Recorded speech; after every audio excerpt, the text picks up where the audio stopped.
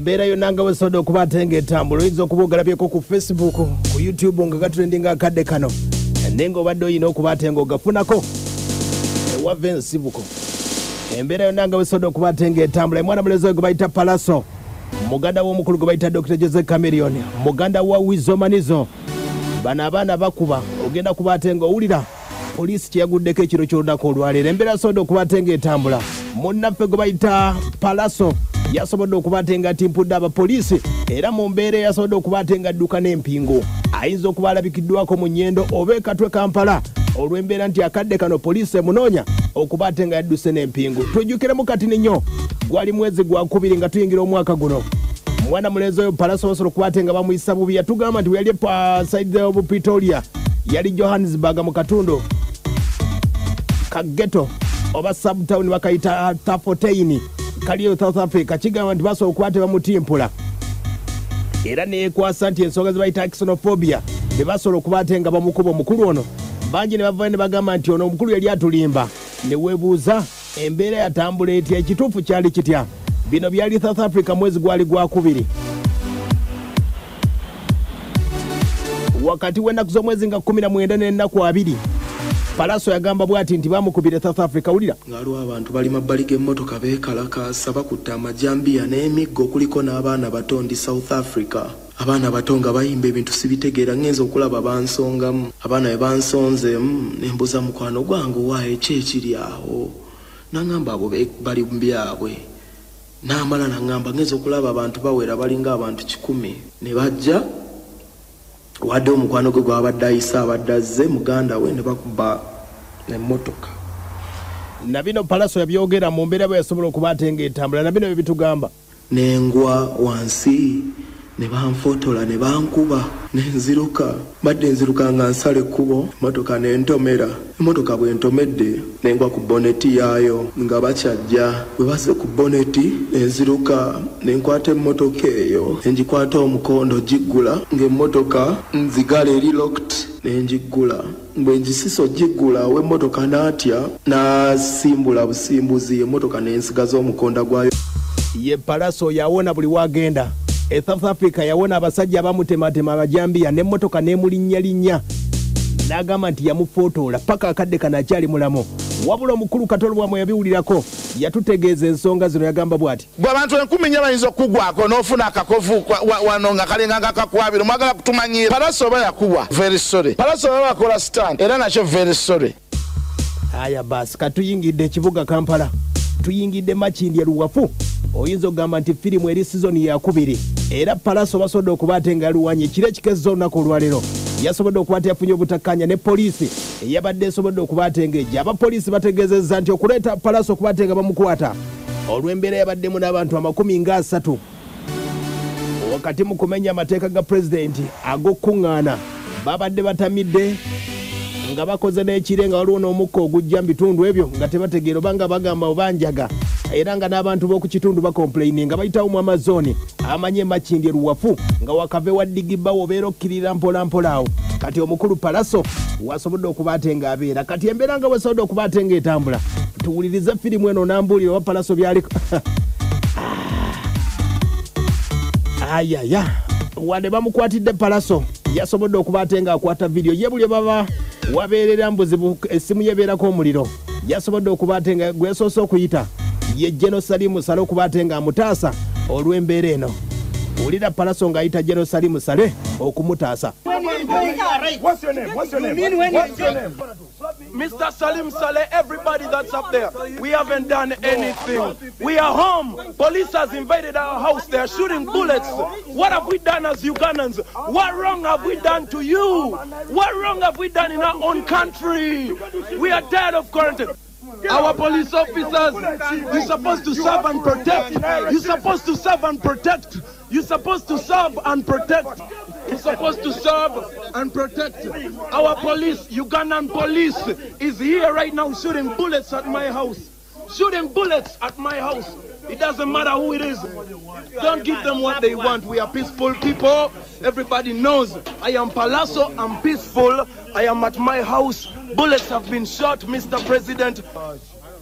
Don't look, Baleke. Do not lock anything. Buli kimu nkirekodinze. Kakana. Ivan naito kyampulira. Kakana. Leka police ekole kyekola. Leero tuli aba nze ndi muna Uganda. Bantwale gye bantwala. Aya basi ye mukulu oyo gwe bayita Palaso ng'agamba nti poliisi emutwale era nga byonna yabadde abirikodinga ne weebuuza ate yabadde addukira ki atalina musango. Poliisi egamba nti babadde bakuŋŋaanya abantu 30 era nga n'ab'oku kitundu bakomplaininga nti babawugganira ekiro ne music era nga n'ebintu bye banywanywa tebabitegeera. Tukyagenda mu maaso olutalo wa wano ng'omukulu Palaso bamutwala naye ng'adduka naye ekikonde kyanyoose ne poliisi. Yonna gyontwala nze wendi ne recording oba oyagala kuntwala nzuno ne recording. I'm recording myself bro. Oba oyagala kuntwala nzuno nzuno kyoyagala nzuno bannumbi ewange sirina kyenkoze kama bantwale leero njagala onayigire kunze bantwale ntwala bantwale wendi bantwale Henry sagala fujjo relax kakana tetwagala fujjo Reason, what's the freaking reason? tewali buli kimu kama nze ndi Palaso ono mwakande wange wakukyalo tanjagala nkimanyi era nkimanyi namureportinga na data kimanyi ono murespectinga naye njogedde nange bulungi nange njagala bampe ekitiibwa ekingwanira sirina sirina Miss Mutume, Madam Mutume, you are younger than me. Yes, I am a senior citizen. Why are your people acting like this? I have a sister that I've educated that's doing the same job. Yoyo mukulu Palaso ng'agamba nti owa poliisi mbu ye senior citizen olw'okuba nti yategeezezza nti owa poliisi yabadde amusinga emyaka naye ng'amayinja ge gasobodde okubaatenga gamusinzeko. Mu mbeera eyo Palaso ayogedde bingi nnyo era ng'olutalo nkyakunyumiza nkutegeeza sizoni eyasooka yali South Africa mu Fontaine n'agamba nti bamutomera nnyo ne bamukubakuba akadde kano poliisi era etaddewo ebiwandiiko ng'emunoonya olw'embeera nti bamukutte n'adduka n'empingo za poliisi eya Uganda. Amulabyeko yenna Palaso takuba mu mbeera nga bwetambula. Wano ekikonde kyabadde kitandise nga poliisi yeezuzumba ne Palaso ne ttiimu ye yonna ey'abantu 30.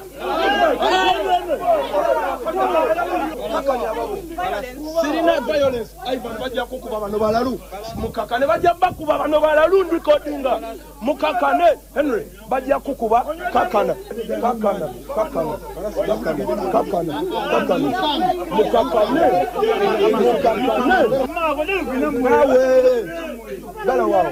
Galawa, close the gate. It's okay, relax yourself. Relax. Yembeera bwetyo bwe yasobodde okubatenga entambula Makindi wali ku Amazon ya uluwafu wekyasobodde okubatenga kitambula. Poliisi yagambye nti baleekaana nnyo kyekyasobodde okubatenga kibaleetesa temulimu byabufuzi wadde n'akamu wakati mu goberera amateeka ga pulezidenti gateekawo n'aga kafyu abantu 30 babadde mu kitundu kyekimu nga basaasaanya coronavirus. We have not come here because we want to come here. There are very many times we have been passing here and we don't come here. But we come here today. But can I ask you something? Can I ask you something? No. Can I ask you something as well? No. You can say whatever you want. No, my brother. We came here my brother. No. That's not why you came here. That's not why you shot bullets here. That's not why you shot bullets. Siensonga lati mukubya amasasi. Siensonga lati mukubya amasasi mu neighborhood. Muze mu complaining ku noise mukubya amasasi ekiro fete tuyina mundu.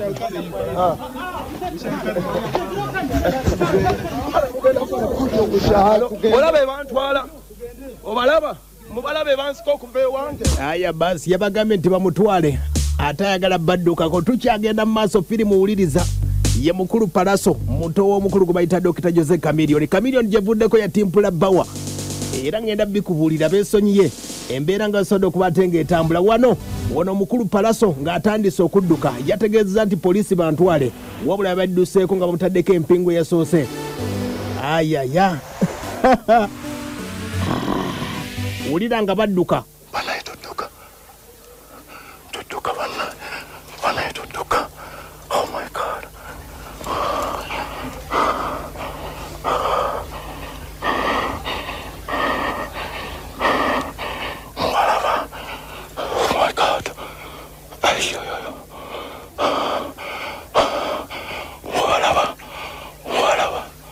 Abo ba Police be Uganda. Police yaffe. Aya basi. Odawo siziro kuwuliriza nze nange eno firimu yansanyudde nnyo tukyagenda mu maaso tulowulire ebya Palaso yabadde yagambye nti poliisi muntwale wabula n'abaddukako ne weebuuza atayina musango lwaki yabadduseeko mu mbeera eno tukyagenda mu maaso omukulu Palaso ayongeddeko n'ategeeza nti baamukubye nnyo ne maneja we kwe bayita Kama Ivan babatimpudde ne weebuuza akadde kano mu music wa Uganda bamaneja ki kye bakola Palaso yabadde alwana ne poliisi nga maneja tayinza kumutaasa wadde n'amugamba nti mundeke mbakube uno Palaso akyubuulira akadde kano yabadde adduse ng'alina live y'essimu ye tebannagitwala ndine manager wange Kama mbadde ne Kama Ivan discussing a video shoot y'oluyimba lwange olupya tetuyina muntu gwe tukosezza tutudde ne family yange muganda wange ava Ireland ali quarantined mu Uganda basambye gate bayingidde n'amamundu bakubya amasasi ekiro. They have shot bullets, they have shot plenty of bullets. Fete tuina mamundu. Fete tuli armed. For we are not armed. We are just citizens. They have shot bullets. I don't know how many times. They have shot bullets. Kubantu abali armed. Fete tuina mamundu. Bansibye empingo. Tukyagenda maaso n'omukulu Palaso wano kyenkunyonnyola ekitundu yabadde adduse ku poliisi nenge essimu ye kyaliko ne data akyatubuulira olutalo lweyasobodde okuba ate ng'atambula n'abapoliisi kati ninnyeko omulango wano nze gye nkubuulira ebya Palaso tebiggwa lulojja naye ye famire y'amayanja famire gye buvuddeko Digibawa baamutimpula mukulu we Kamiliyoni Road Mayor wakati mu kutereeza ekibuga yatandikira wa Digibawa okumutimpula Palaso naye akubye abapoliisi banoonya mpingo zonna poliisi akadde kano enoonya mpingo zaayo era kye yakoze kyonna era alina okugenda ku poliisi ne bamukwata kuba empingo anaazigirako atya kye yakoze kyabwere Palaso akyatubuulira wano ng'adduka adduse ku poliisi wawana atubuulira nti n'empingo azina eza poliisi kumbe musango mulamba gwayina ye tamanyi poliisi nejja nesamba gate yange ne bayingira munda simanyi oba byabufuzi oba bya kiyimbi oba biki ne basamba gate ne bajja nga tebalina reason ne bagenda tukwata ne mbagamba what have we done osegera ne batugamba past quarantine time tuli waka tulino bawadde baagala twebake bawadde baagala tukole kisi kitegedde naye bankutte nze nga waliwo wa police naye ku kyalo omulala tanjagala bulungi lumu yajjako n'abantu ewange abayingira engala nga sibakkiriza n'antwala n'ateekawo story maybe simanyi oba yaninako obuzibu oba kivudde ku kine bazze wange ne bankuba osegera ba police bankubye olaba si byamboozi bankubye ne banteeka wansi olw'okuba ndi musajja alina ku maanyi ne neekwata wansi ne bankubira wansi awo ne banteeka engatto mu face maybe I don't know if maybe it's not possible to see it ne banteekako empingo nga bantwala ino empingo mugiraba bakyali bange era mu besikako giraba bagitaddeko ndeetedde n'ebisago balisoke ndi musajja si kyekisoose ekyo kiri okay police nenkubire waka nenteekako empingo neneekwata ku kintu paka ne batandika okuba muganda wange aya basi ye mukulu oyo gwe bayita Palaso ali mu kudduka akadde kano nga poliisi emunoonya bo bamwaggwalako mpingo zokka eza gavumenti era babeera bamukwata bukwasi dairekiti mu mbeera eyo Palaso akyatunnyonnyola bibino bya Palaso. I am so sick and tired of being tired. Buli mwali frustrated. Buno obulwadde tebukosa nze nzekka. Bukosa ne bayimbi bannanga abalala ne bakyali bange abalala. Ffenna butukosa. N'abapoliisi baffe mwennyini bambi bubakosa. Corona si nsonga ffenna kwesalira musango. Si nsonga ffenna kwetulugunya. Nsonga yakwatira wamu ffenna tumulwanyise ne kati wa poliisi bonkwata. I'm a Ugandan artist. I'm a father of children, man. I am a father. I am a friend. I am loved, man. Ne bambi olino ninnya mbulago muddugavu munnange nonkugamba mbu I can't breathe nongamba I will kill you. Officer mutume Luwafu Road omukyala bamuyita mutume mutono okunsinga muna Uganda mu myaka bwe mutunulidde mutono okunsinga singa naffe muzeeyi mayanja bwe tubayisa aya basi agamba nti omupoliisi yamukutte mutono okumusinga naye yasoma okusinga sebo yakola training era amadaala agayina ndoza wagalabye mu mbeera era Palasa ategeeza nti bamujje ku kyakiro nga yabadde alyamu kumbe poliisi yategeezeza abantu 30 babadde batamidde nga nebogera tebabitegeera n'okuba muno atalina musango gojje mu maka ge ng'alya kyaggulo n'omukuba n'omuteeka engatto mu kamwa nina ebisago bankubye viviri nnuma bankubye visite mugirabe yiika omusaayi bankubye enjiika omusaayi nina omugongo gunnuma simanyi ne bwe mba mbadde illegal simanyi oba engeri gye muhandling abantu bwe mba nga mbadde guilty simanyi oba engeri of whatever brought them to my house. President yagamba tebayingira maka g'abantu byonna mbi recordings ne bu video mbulina nga bayingidde ewange osegera bannange buli omu asobola ogamba kyayogera kyasuubira madde waka ne mwana mpulira obulumi bungi ku mutima ng'omunayuganda ye mukulu oyo gwe bayita Palasa ategeezezza nti byonna abasoda okuba ate nga bamutuusizzaako abategeezezza agambye nti ye si mubbi poliisi abategeezezza nti Palasa si mubbi lwaki bamukutte ndi munnayuganda mwonna mwe ndi mukozi siri mubbi omubbi mumuyisa mutya omubbi mumuyisa mutya bwe mbanga nze wa poliisi asasula emitwalo 3 kale ekyo si kikulu antadde engatto ye mu bulaga nzite atasobola na kuweera nsi eno musolo gwe njiweera ofisa na mutume yabadde ow'amayinja abaddeko omulala mwerabidde ne bwe mulaba face mujjukira netabambita ye mukulu oyo gwe bayita Palasa tumusasiddeko olw'embeera ya poliisi ne weebuuza nti ensonga zitambula zitya eza Palasa zawedde bwe zityo era ng'akadde kano poliisi emuyisizzaako ekibaluwa bamunoonya wonna w'omulabirako ye buli wabeera akubiddwawo na bulungi era adduka n'essimu ye ne yeekwata bulungi ye mukulu oyo gwe bayita Palasa gye buvuddeko yaviire South Africa na bino sooka obiwulire Katolubwama yamugamba nti ebyo naakola bubadi Palasa yamuddamu kino abantu ne beebuuza nti oba Katolubwama yabimutuusaako sajja ne kimira mu Palasa yakola stanti talina biwundu talina damages mwami Katolubwama okimanyi mbu mu kundumbibwa kwe nalumbibwa Tafontaine minisika sirigamenti yange mu VV baji yakutuse okimanyi mbu nno nina injuries ku mikono waliwo ne kibayita inner injuries ze sisina kwetotolera nze nakwesumulira kubanga ku magezi go nga member of parliament olwa tulina kyokoledde bantu beerubaga olonze omuntu sekinoomu so sina kweyambulira bulumi bwange bundi ku mutima naye nga ate kimenya nnyo omutima olina bannayuganda bannabaana bali eno babonaabona n'ambasada we Uganda gw'olina okwogerako bamu ennyumba ennungi n'emmotoka ennungi bannayuganda bali eno nasanga omukazi senge nga amusaze ng'abuuka ekikomere Tafontaine nga bamulumbye ye mukulu oyo Palasa bwe yaviire Tafontaine Katolubwama n'amutegeeza yali mbubadi bwe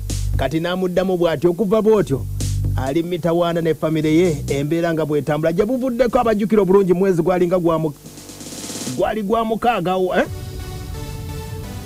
gwali mwezi gwa mukaaga gwa 7 kale wiiki eziyiseeko Digibawa n'omukulu Kamiliyoni abajjukira bulungi nnyo tukyali ku famire y'Amayanja famire okubye mwana wange ebikonde lwagwa takoya onese ne meka ku kasajja gwe kweza studio wange studio yangu agibezezaawo ojo zirika olugalo ng'olukoze olwasizza olika kendi tukulinze eliwafu kasajja kuja nya odeli wafu gwabeza studio yange nkweda nyimba nengo ojo tuvuma ne tusirika ojo okola olimba ovuma muntu kwankola kasajja gwa kabika Kamiliyoni oyabwa odi meya ina mpisembi okuba abantu ovuma abantu bwalodi meya tukulinze eliwafu n'ekyalo nze Digibawa mugenda kochobo bumotoka bwammwe buladi aya base yali famire y'Amayanja nga batunka n'omukulu gwe bayita Digibawa olw'embeera nti bafuna obutakkaanya era Kamiliyoni n'atimpula Digibawa mutowe gwe bayita Aki wabula wiiki eno na bino biwulire Digibawa yabyogera ebya Kamiliyoni ne weebuuza famire y'Amayanja famire eri ku okulisa amajini olina amajini gasindikire nze Bawa jawosindikira amajini go gemukosa osaddaaka njamunoonya nze Digibawa nkubanyikisire kulika binnyonnyonnyonnyonnyonnyonnyo olunoonya abantu okuba abantu basirika teboogera okubye mwana ku studio kasija kwa kabigo ka milioni ina BCMB nakola nyimba ombole senemeka ngoda yiti ombole senemeka olimanu lileko senemeka ngoyo odeko senemeka. Aya basi wetogera nakulwade lwakubiri ebyo byonna byaweddewo kamiliyoni yasobola okuba yasitudde abasajja abakulu music industry nasobola okuba yabatutte nga kuliko sukaali n'emigaati okwetondera Digibawa producer olw'embeera gye yamutuusaako n'amukuba n'agamba nga bw'agenda mu kifo eky'amaanyi kya Lord Mayor yamwetondedde era Digibawa naye n'amutegeeza nti bagenda kukola nnyimba ne byonna yasobola okuba ate ng'abyogera gye buvuddeko era mwezi ogwo omukulu gwe bayita Wizomanize era nga muganda wa Kamiliyoni yatimpula producer omugwe bayita Genius Godi era nayo noona ebintu bingi nnyo. Wetwogera oyinza okwebuuza famire y'amanja famire ebuzibu ki bangi ne bagamba nti olwaki abaana tabatwala ku kijja ne basobola okuba nti balima ku bijja oba emizimu mikambwe akadde kano famire y'amayanja famire bwa Kamiliyoni bw'aba amaze okuba producer ate Palaso wuyo atise atimpudde abapoliisi mpendowooza okuzemuza 5 sobola okuba ate nga tulaba ayaya Digibawa yagamba Kamiliyoni na bino yabimugamba Kamiliyoni leero gena kutya omusajja gotamanyira ddiini ye gotamanyira ggwanga lye njagalayo okkiriza gwe togenda no mwasiranye kirevo gijangu nang'osiranye kati buladi nze Bawa olonda bikumwasirana nze Bawa ayaya